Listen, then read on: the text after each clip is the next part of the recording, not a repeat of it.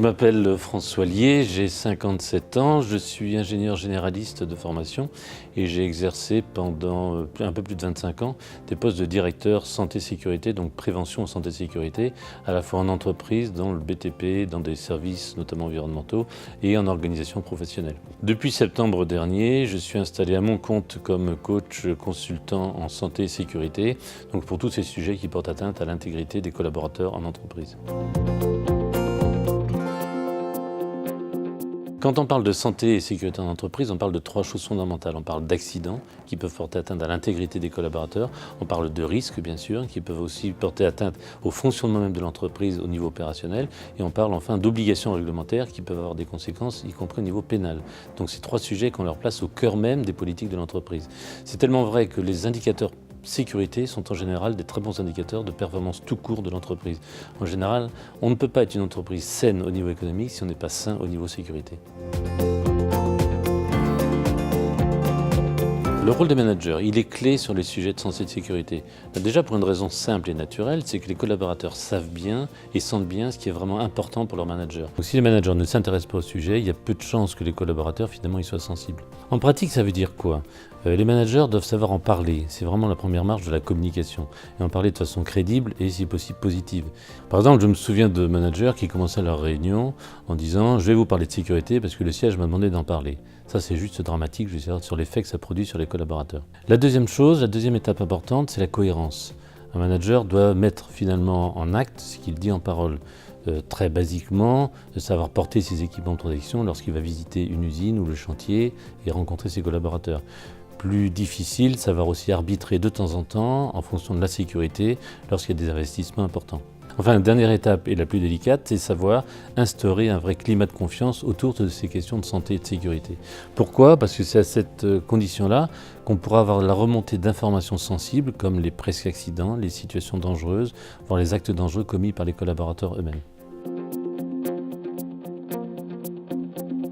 Donc en pratique, comment faire ? Première chose, analyser les accidents et les incidents qui surviennent. Deuxième chose, c'est identifier les risques principaux, les risques majeurs liés aux activités de l'entreprise.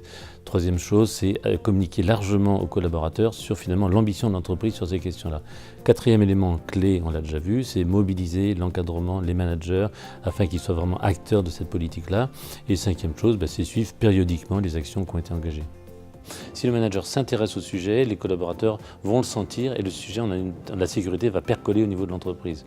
En pratique, les actions se déclinent comment ? On va parler de diagnostic, on va parler de plan d'action, on va parler de formation et de suivi d'indicateurs de sécurité, mais d'indicateurs également de performance au niveau prévention, donc un suivi des actions qui ont été mises en place par les différentes équipes. Je me souviens d'un directeur général qui me disait mais la sécurité, c'est pas mon sujet, c'est sur le terrain que ça se passe. Il n'avait pas conscience que son comportement influençait le comportement de ses managers et donc de ses collaborateurs. Et un jour, il a changé. Il a commencé à faire des visites sécurité. Il allait sur le terrain rencontrer des collaborateurs en respectant les consignes et en portant les équipements de sécurité nécessaires. Ça a eu un effet quand même impressionnant. C'est-à-dire en 2 ans, les accidents ont été divisés par 2.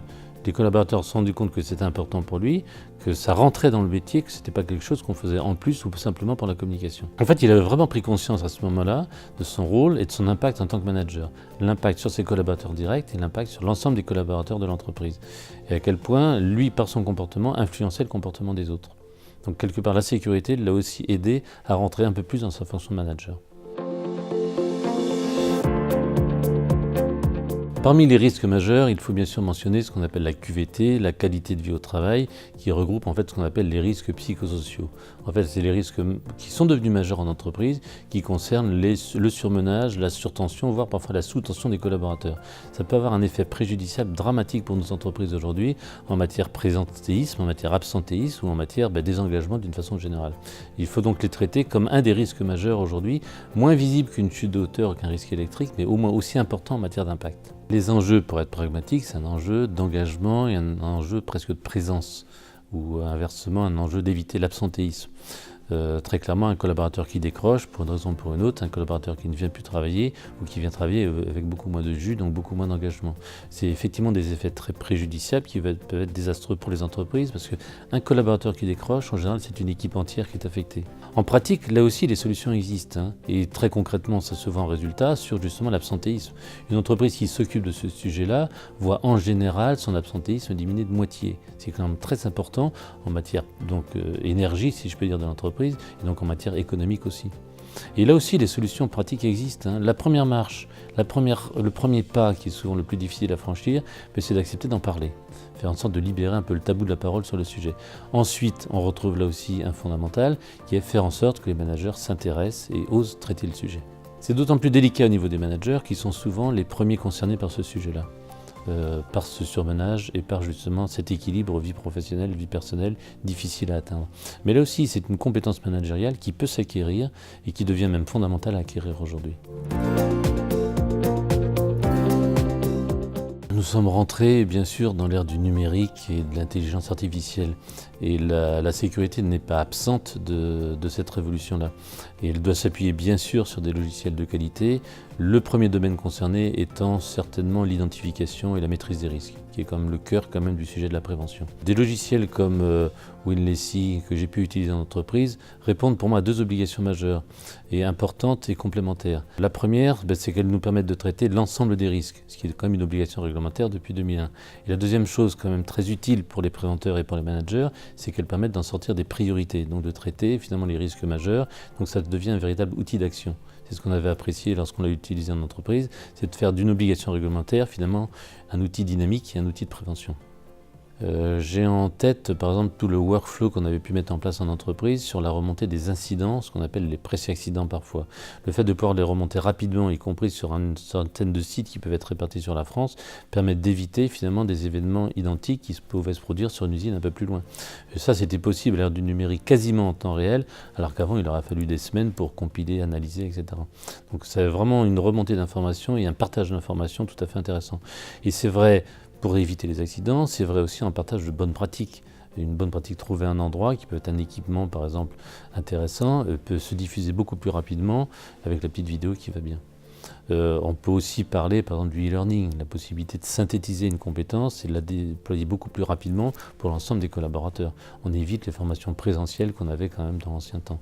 Quand on a cherché un outil numérique, un logiciel pour notre gestion des risques, enfin gestion, maîtrise des risques et des plans d'action. C'est vrai qu'on a donc élaboré un cahier des charges et ce qu'on avait apprécié chez WinLacy, c'était deux choses. Déjà, leur logiciel sur étagère, comme on dit, correspondait à 80% de notre cahier des charges. Donc on avait finalement une bonne partie du travail qui était déjà fait. Et pour les 20% restants, on a fait d'une certaine façon un co-développement avec WinLacy. Et ce qu'on avait apprécié avec eux, c'était finalement c'est la bonne taille d'entreprise.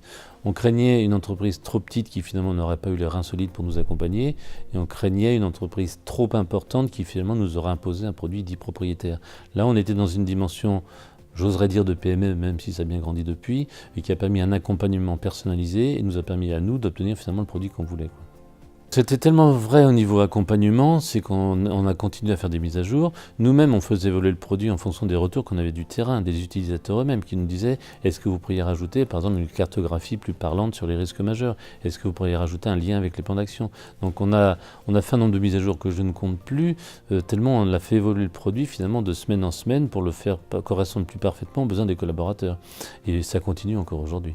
C'est pourquoi c'est un logiciel que je n'hésite pas à recommander aux entreprises qui se cherchent un logiciel de gestion des risques, parce qu'il est personnalisable, il est adaptable, il permet des mises à jour, et il permet finalement de coller, si je peux dire, aux besoins de l'entreprise et aux besoins des utilisateurs. On passe vraiment d'une obligation réglementaire à finalement un support pratique et un support opérationnel. Et ça, c'est un vrai plus.